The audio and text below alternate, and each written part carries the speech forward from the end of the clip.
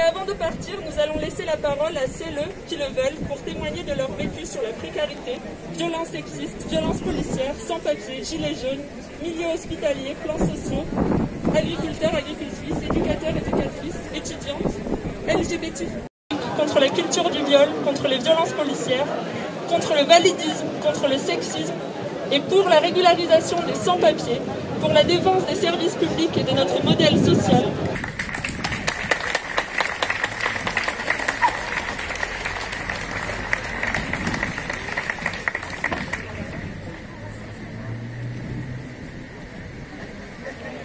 Parce que 35 heures, c'est pas assez pour la jeunesse. 35 heures par semaine, c'est pas assez. Alors avec moi, on marche. On marche.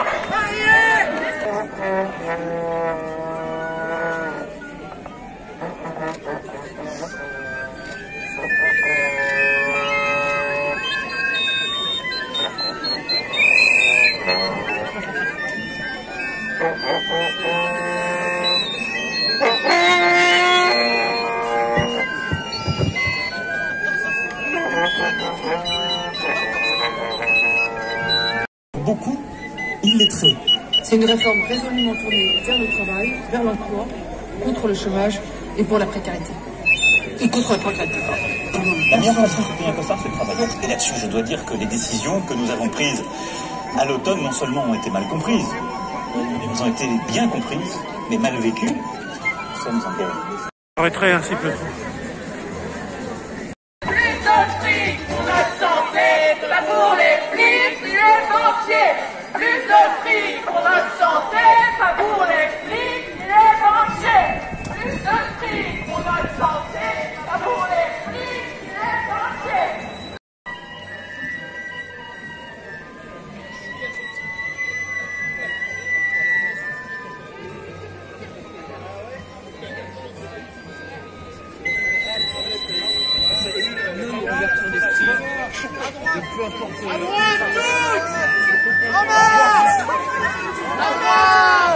C'est une cérémonie, la cérémonie des honneurs. C'est bon pour mettre à Macron la médaille de la honte. Monsieur Macron? Ouais. Alors. Ceci est un message de la part de beaucoup de soignants. Monsieur Emmanuel Macron, c'est à notre...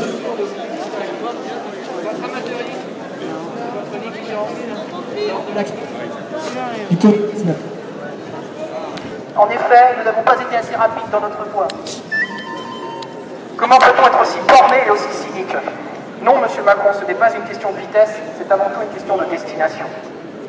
Il ne faut pas s'étonner si les voyages qu'on entame en jetant la valise de secours par la fenêtre se terminent le plus souvent dans le sang et les larmes. Vos pseudo-hommages hypocrites, par conséquent, nous n'en voulons pas. Nous avons simplement fait notre boulot. Prenez-en note, vous et votre entourage.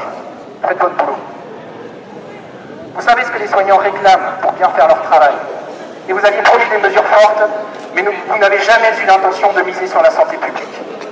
Nous souhaitons avant tout l'arrêt des fermetures de lits, l'embauche massive d'employés et un changement du mode de gouvernance. En ce sens, les accords du Ségur ne sont que du flanc. Pour les salaires, là encore, vous n'avez pas tenu promesse. Et les 180 € ne suffiront pas pour remplir les écoles. Contrairement à ce que le gouvernement affirme, il ne s'agit pas d'une avancée historique, mais d'un tout petit début de rattrapage de ce que vous nous devez et de ce que vous devez aux Français. Vous nous prenez tous pour des enfants, qu'on remercie et qu'on félicite avec une petite tape sur la tête et un peu d'argent de poche. Au-delà du manque insultant de considération, ces absences de décision du Ségur sont dangereuses pour l'ensemble de la population. Cela ne nous permettra pas d'être plus efficaces pour soigner les pauvres et les vieux, encore moins de faire face à un nouvel épisode viral d'ampleur alors que le Covid-19 frappe déjà de nouveau à la porte. Pourtant, de l'argent, il y en a. La France compte 3 fois plus de milliardaires qu'il y a 10 ans. Mais bon, il faut dire que vous savez être généreux. 40 milliards par an pour le CICE malgré les licenciements des entreprises qui en bénéficient. 100 milliards par an d'évasion fiscale et vous ne faites rien. Et au passage, 500 000 € de vaisselle sur la table de votre cuisine. Ça en fait des masques. Cet argent, monsieur Macron, vous semblez oublier que ce n'est pas le vôtre. C'est la richesse des travailleurs que vous volez. Pourquoi?